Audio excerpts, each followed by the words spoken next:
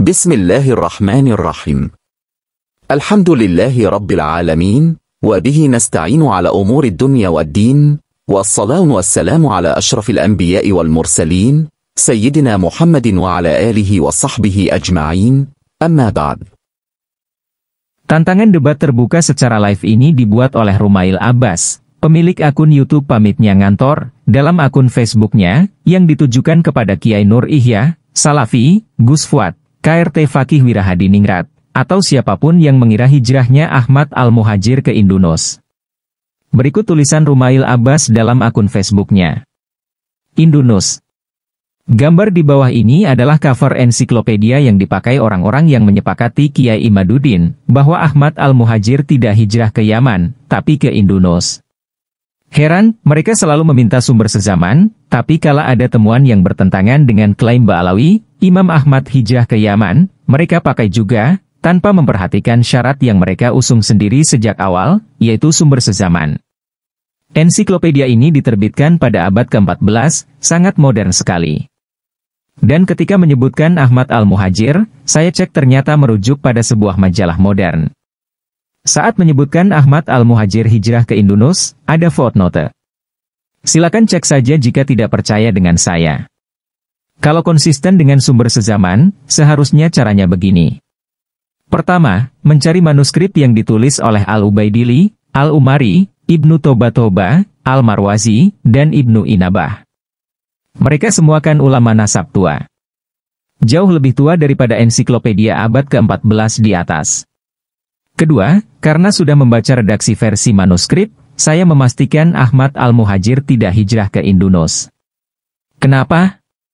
Karena julukan An-Nufat, Al-Ataj, dan Al-Abah, yang dipakai ensiklopedia modern di atas untuk ditafsirkan hijrahnya ke Indunus, tidak pernah disebutkan oleh ulama nasab yang sezaman, dan generasi setelah Ahmad Al-Muhajir, sampai Ibnu Inabah, kecuali di Umdatul Talib Syugro. Ketiga, kenapa kitab-kitab nasab justru menuliskan lakop ini kepada Ahmad Al-Muhajir, sehingga Anda semua mengira ia pergi ke Indunus? Karena kitab yang Anda baca itu versi modern yang sudah melewati proses editing, atau tahqiq. Dan ketiga julukan di atas ditulis sendiri oleh muhakik atau penerbitnya sendiri. Tambahan yang tidak ada dasarnya pada manuskrip asli. Heran, sok-sokan mau membicarakan ini secara historis, sampai nagih kitab sezaman segala. Padahal, yang Anda baca adalah buku yang sudah melewati proses editing, dan terbit abad ke-14 pula. Itu semua bukan sumber utama, tapi sumber tersier. Disebut sekunder saja belum. Serius meneliti sejarah harus berani mencari manuskripnya, menelaahnya, dan mendatangkan argumen dari sana. Bukannya dari buku cetakan modern yang sudah melewati proses editing. Contoh kecil kenapa saya sebut Anda semua hanya memakai kajian historis sebagai kedok. Saat melacak keturunan Nabi Muhammad bernama Siti Fatimah, Kiai Imaduddin memakai Sahih Bukhari sebagai rujukan. Jadi apakah Nabi Muhammad punya anak bernama Siti Fatimah? Kiai Imaduddin memakai kitab hadis untuk mengkonfirmasinya. Anda tahu Sahih Bukhari itu terbit tahun berapa? Abad ketiga Hijriah, Imam Bukhari wafat pada 256 Hijriah. Tapi Anda tidak masalah dengan ketidakkonsistenan Kiai Imaduddin ini? Mana mungkin orang seperti Anda yang sok-sokan menyeret fenomena ini ke wilayah historis, tapi memakai sumber yang muncul 200-an tahun dari peristiwa itu terjadi?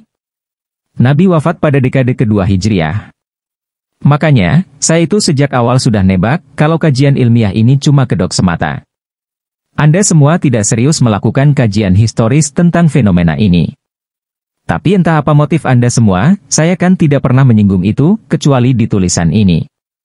Saya masih setia dengan metodologi historis bagaimana melacak seseorang di masa lalu, lewat bukti-bukti historis sezaman. Itu saya lakukan karena komitmen menghormati ilmu yang seharusnya agung di tangan ahli ilmu. Kenapa jarang bikin konten yang mengulas ini? Ya, karena melacak orang di masa lalu dari sudut pandang historis itu memang tidak mudah. Bukannya main comot majalah yang terbit baru-baru saja, lantas memastikannya sebagai kebenaran, seperti yang Anda lakukan. Itu norak. Coba sini ajak Kiai Ihya, Gus Fuad, KRT Fakih Wirahadiningrat, atau siapapun yang mengira hijrahnya Ahmad Al-Muhajir ke Indunus, maukah live bersama saya mendiskusikan ini? Saya pingin ngukur referensinya, sejauh apa untuk mendukung cocok loginya ini sih? Salam, Rumail Abbas.